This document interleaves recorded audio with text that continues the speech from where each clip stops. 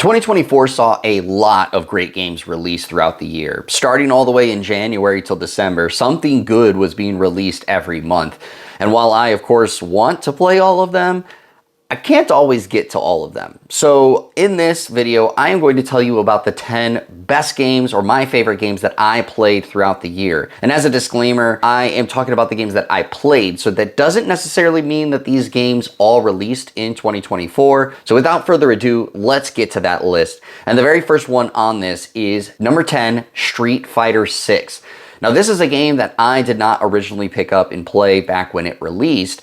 However, with Steam changing how they do the family plan and how you can gain access to your family's games, since then, I have gained access to it and I love Street Fighter 6. Now, I'm a huge fighting game fan and Street Fighter 6 tells me or shows me why I love fighting games so much. It's so fun to play. There's such a good story that's basically being told in every battle when you play against someone online. I've been playing as Jamie, and I know that he's not the easiest to pick up, but he is so fun to play, and I'm just having an absolute blast with it. Now, with that being said, I probably haven't put this game in as much time of this game that I'd love to do, which is probably why it's a little bit lower on this list. But when I did first go gain access to it over the next several weeks, I put in 20 plus hours into the game, having so much fun, playing online, getting a lot of wins, really learning Jamie as a character. But that's one of the things with fighting games is you got to continue putting time in and investment so that you can really learn and be the best version that you can of yourself. And I'm not the best fighting game player. So of course, as time, commitments, job responsibilities come into play, I fell farther and farther off of it. Now I do plan to get back into this and really pick up from there, but it's just not been the one that I've been able to put as much time into, but absolutely loved my time with it. And so that's why it comes in at number 10. And number 9 is Wuthering Waves. So this is the mobile / PC action RPG that released during the year. Some people would call it very similar to Genshin Impact. And while I did like Genshin Impact when it came out, I fell off of that very fast. Wuthering Waves, I really, really enjoyed. Now, I ended up playing this much more on PC than I did mobile. And some of that came down to once I started playing it on PC, I got much more used to those controls, and mobile just didn't feel as good anymore. But it is so fun. The characters are so well designed, and I love each of their combat styles and what they bring and the flashiness that they have. And the story actually was really hitting me in a way that captured me, making me want to really play this and keep going. Now, again, this is another one that I ended up having to shelve just because of time commitments that I wanted to play some other things. But Wuthering Waves was a really fun game, and it's soon coming out on PlayStation 5 here in January. So that might actually be the initiative for me to go back to it and play it more and re-engage in this world. But Wuthering Waves is a ton of fun. I do highly recommend playing that one. And again, that is my number 9. My number 8 is actually a game that's been out for a long, long time, but I restarted playing it here in 2024 and fell in love with it, probably even more so than when it originally came out. And that is For Honor.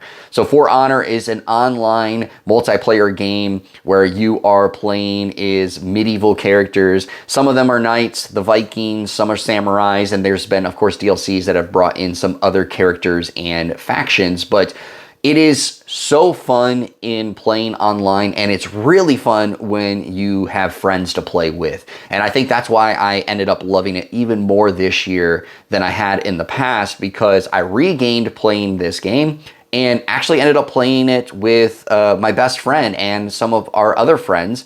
And that is something that I haven't done in a long time. I actually haven't played with my best friend in video games in much longer than a year. We both love video games. We both play a ton of video games, but we don't often actually play together. For Honor was one of those first games I feel that we were able to come together and play and really loved and had such a great time with in the year. And I think that's why For Honor sits so high in my games that I played this year. because of that time commitment and fun that I had with it, but of course also capturing the fun of playing with other people that I hadn't been experiencing much in recent years. So number 7, New World Eternum. So New World Eternum is basically a rebalancing with some content for the New World game that released back during the pandemic. I believe it was in 2021. And I liked New World when it first came out, but while it was fun, I just kind of was like, yeah, I'm want to play other things. Well, when New World Eternum was about to come out, I just, for some reason, really got enamored and captured in trying to come back into the game. And so with New World's release, or New World Eternum's release, I decided to jump back in and see, do I actually like this game and how much do I like it? And I can safely say, I really like New World Eternum. It was a ton of fun to drop back into it. I even created a new character and started to carry that into streams that we had here on the channel. And I fell in love. I played a ton of it, had a great time with it, even went back to my original character and tried that out and played with that and gaining further into that one.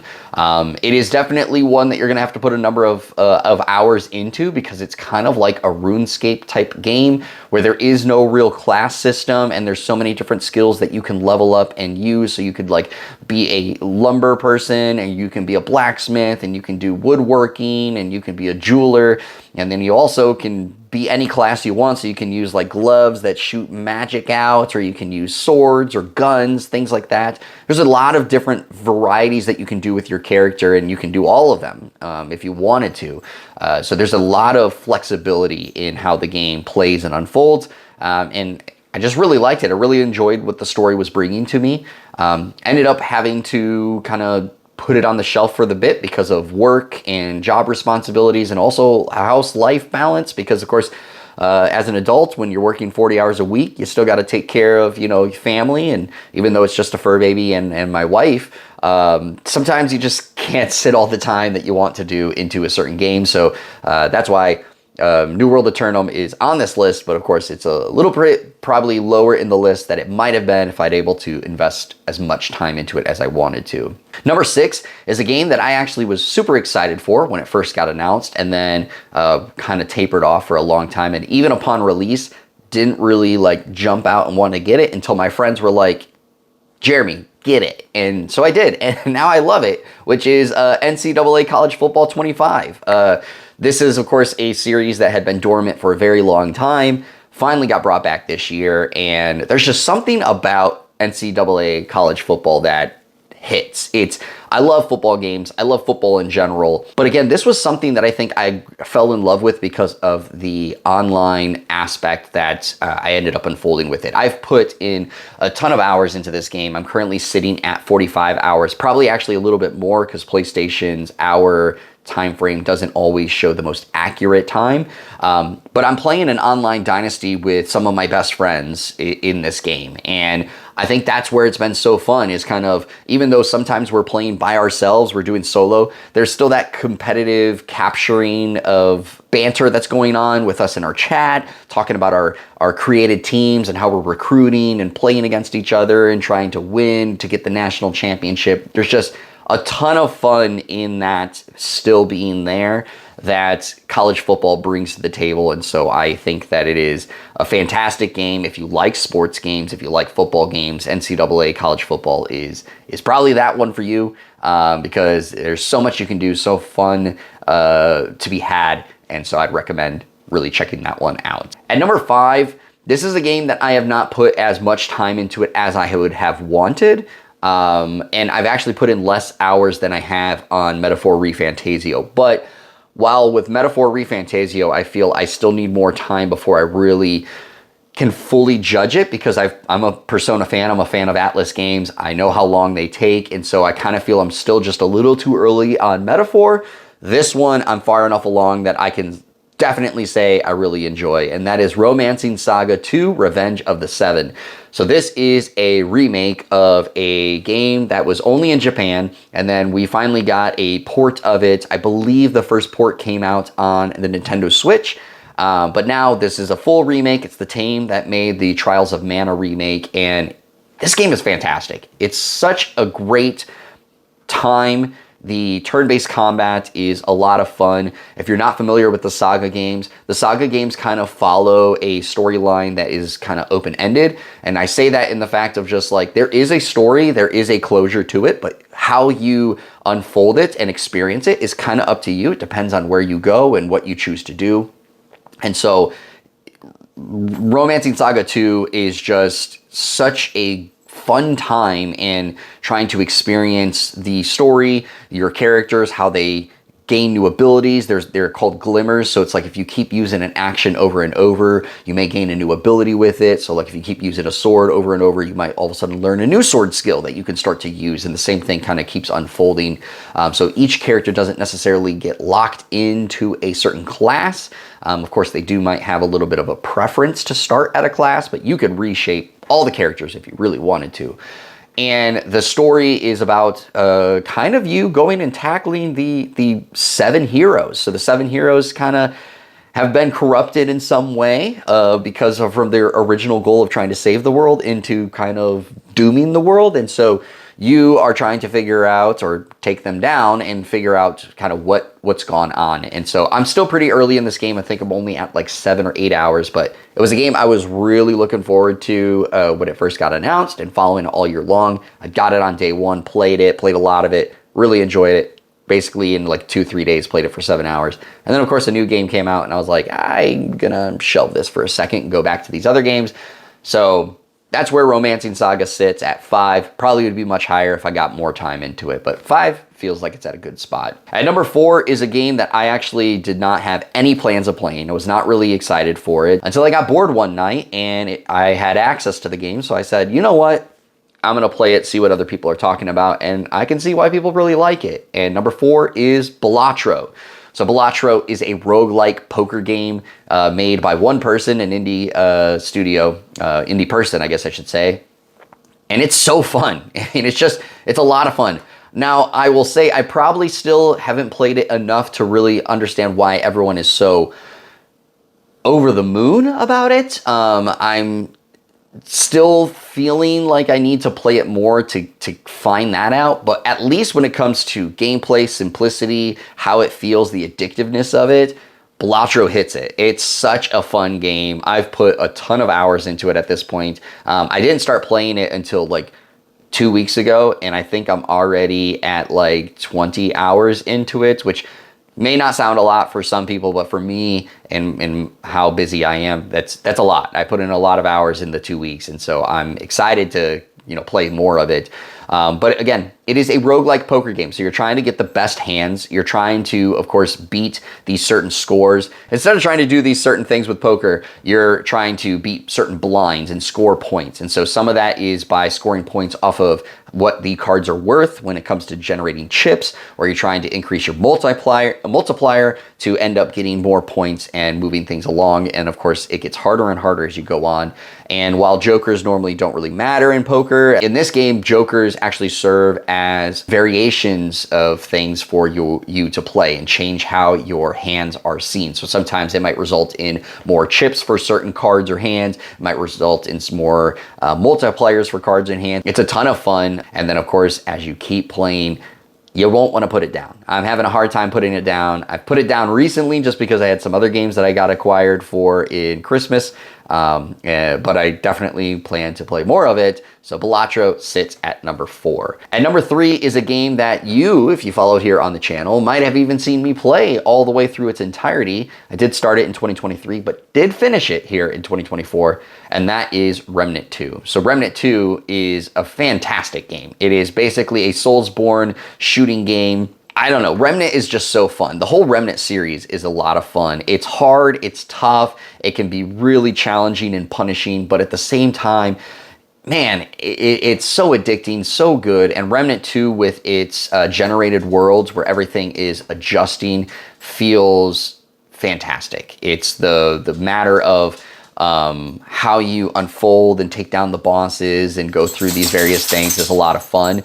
And with Remnant 2, I actually played a number of this with some friends. I think that's something that I really found in 2024 is I acquired or re-jumped into playing various games with friends, which I hadn't been doing as much of in 2023. Some of that was due to travel. Some of that was just due to schedules not aligning. It aligned in 2024, and I had a lot of games that I played with people and friends online. And Remnant 2 is another one of those where I played a lot of it single player. I played some of it multiplayer, but the multiplayer components really shine and complemented the single player aspects that I was enjoying with Remnant 2. And of course, we ended up beating it here on the channel, and it was fantastic. It's why it's sitting at number 3. Now, I still have the DLC to play. I do plan to go back and play that. But right now, been taking a break on that to go play other things because, again, limited time. Got a lot of games to play. So Remnant 2 sitting at number 3 for the year. So number 2 is actually going to surprise a lot of people if you know me. If you've been around the channel, you've been around me for a long time, you know how much I love JRPGs, and especially this series. So you would think it's my number 1, but it's actually my number 2, and that is Final Fantasy VII Rebirth. So there's a couple of reasons why, but I'm first going to talk about why I love Rebirth anyway. Why it's number 2 is because it's such a fantastic game. Graphics are awesome. The world is awesome. There's so much content to go do and play in the open world. There's a ton of mini games. Every mini game is great. I really enjoy all the mini games, especially Queen's Blood. Queen's Blood is top notch. The story is fantastic. The story beats, the voice acting, it's all really good.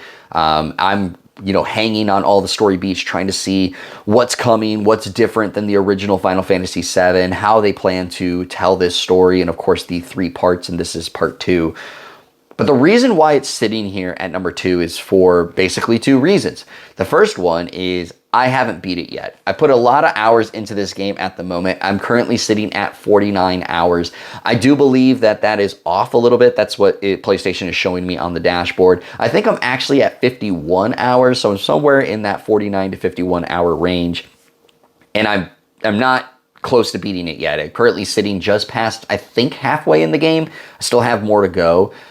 So part of it is, again, because I haven't beat it. If I did beat it, it probably would be much higher. I shouldn't say much higher. It'd probably be number 1, but I haven't beat it yet. And the second thing is kind of lending to that first part is there is so much to do. There's so much side content in this game, and I sometimes can have like a completionist mindset where I have a hard time letting some side content go and bypassing it because I fear I'll miss something or it won't be set up to tackle the next challenge, the next boss. Obviously, those that play JRPGs or RPGs in general know the grind, know how much you need to grind sometimes to make sure you're ready for the next challenge. And so sometimes that completionist mindset kicks in and I'm like, I'm fearful if I skip this, I'll go to that challenge and then I'll have a hard time being able to surmount it because I'm just not at the right level or don't have the right skills to get past it.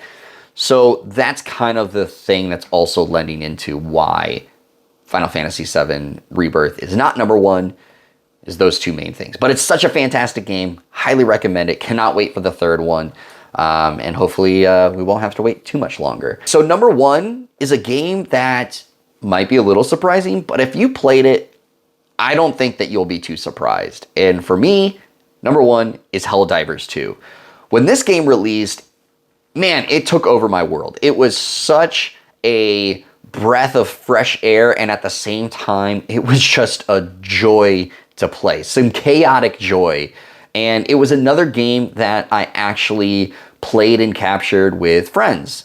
Played a ton of it with friends. Played it with my best friend, actually. Even got another friend to go pick it up, which is one of the friends that I am playing NCAA football with.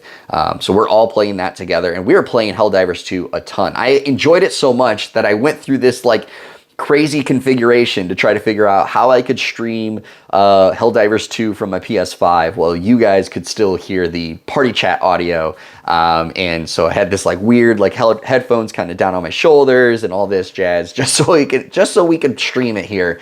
And man, it was so fun. And it took over my office at work too. There were several of us who picked it up at the office. And so you know, there was all these like running Super Earth jokes that were going on at the office, and just talking about like, oh, like how our games played and how our matches went, and like, you know, sharing of video clips of like, this happened during my run, and no, this happened during my run. And so for like a month and a half, it just took over everything that was being discussed. It was a game that, while I have not played it since April, I still look so fondly on. Talking about it right now, I'm just having an absolute blast, just like remembering all these like funny moments and experiences that took place here, not just on stream, but of course from just playing the game. Helldivers 2 is fantastic. I highly recommend you picking it up. I want to get back to it. There was an update that released around the Game Awards that I still need to experience, and of course,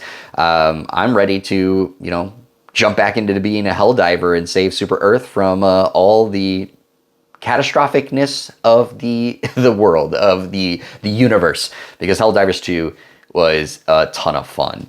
And that's my 10 favorite games that I played in 2024. Again, some of those games that I just didn't have enough time to play into, Metaphor ReFantazio being one of them, didn't make the list just because of that. So it could make 2025's list. We'll see how it goes. But let me know what games you played in 2025 that or 2024, excuse me, that you really enjoy and would like to potentially see me play in 2025. If you really like this video, make sure you like the video and leave a comment down below. Again, share what you thought of this list, what you thought games that I missed on this.